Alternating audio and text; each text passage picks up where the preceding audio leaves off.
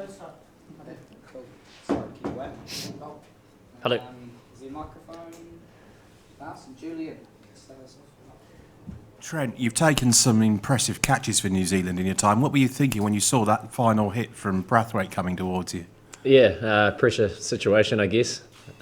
Initially, I thought it was going to be quite a way inside the rope, but almost travelled for 6 in the end. But nice to snaffle it, and what a game! As simple as that, really.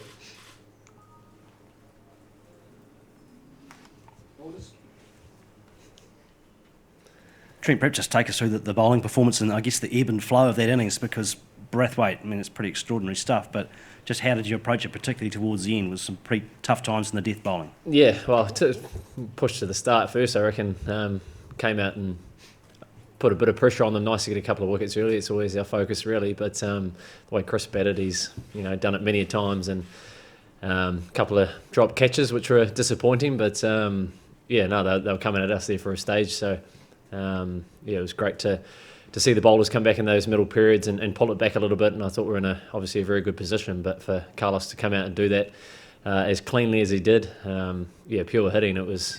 I'm going to say it was pretty cool to watch. But great game, great for the tournament, and there's a good crowd out there as well. So it was, good for them as well. Trent at 245 for 9. Bit of complacency crept in, or it was just Brathwaite was too good? I think the death bowling is always a challenge. It's quite hard when you've got someone hitting it as cleanly as he was there. But I don't think there's any complacency. I think there's a lot of credit due to Carlos, for Carlos to come out and do what he did and put a lot of pressure on us. It was pretty exceptional. But great 100. But to come that close and be on the right side of it is, of course, a very good feeling.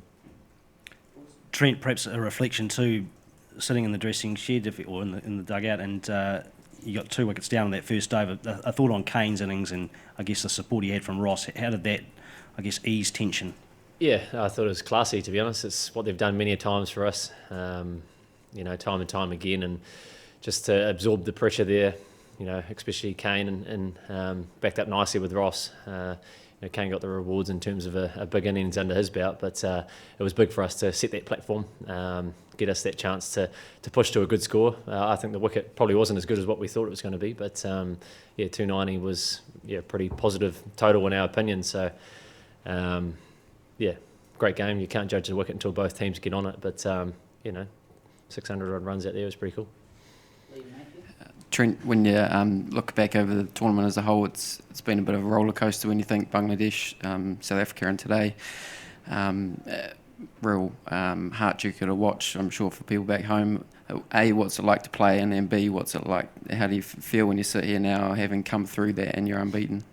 Yeah, it's been special, to be honest. It's been a bit of an emotional roller coaster sitting there with the pads on at times, and then being under the pump there with the ball. It's what it's all about. It's awesome to be a part of it, and I'm sure there'll be a lot of proud Kiwis back home diving into their poached eggs, watching a result like that, and be pretty proud. So nice to be on the right side of it, of course, but. It's nice to be put under pressure like that with both facets of the game there, and I'm sure that will give us a little bit of confidence moving hopefully deeper into the tournament.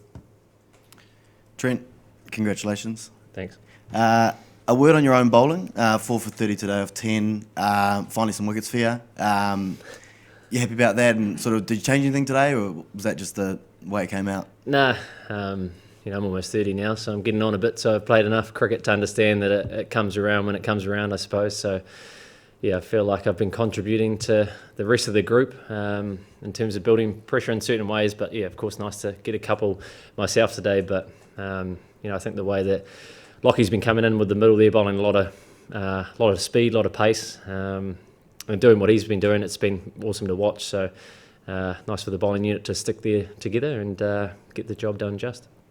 Trent, when as a team you've had the kind of over that the 48th over was, it throws everything into disarray.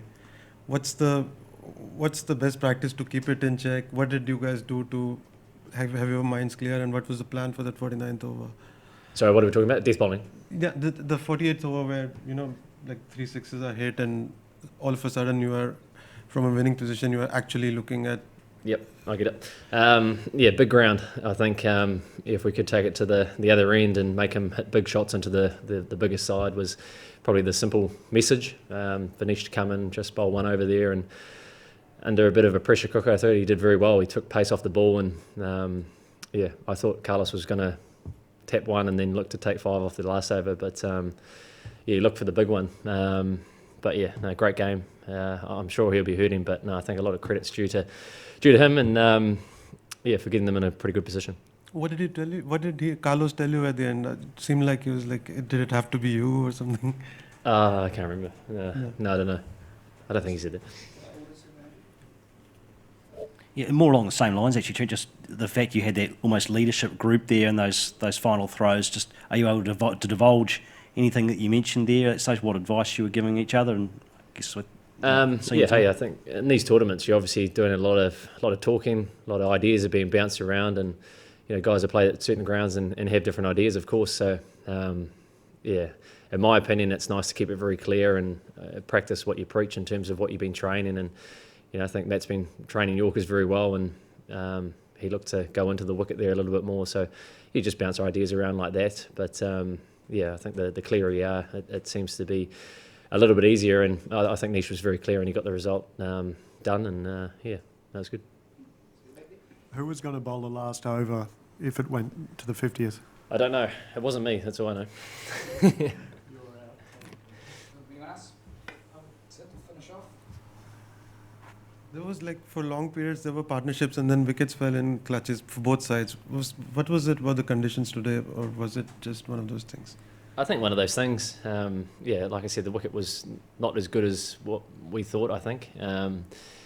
Maybe one of those grounds where wickets do fall in clumps, but we thought that if we put a lot of pressure on them, expose the one wicket, then hopefully that we could get kind of 1 or 2 in a group there, and it worked nicely in the middle overs, but they absorbed a lot of pressure that we put on them for those kind of late 30 overs, early 40s, and it shows you if you take it deep, you can put your side in a very good position. So great game, came down to the wire, and brilliant to be on the right side.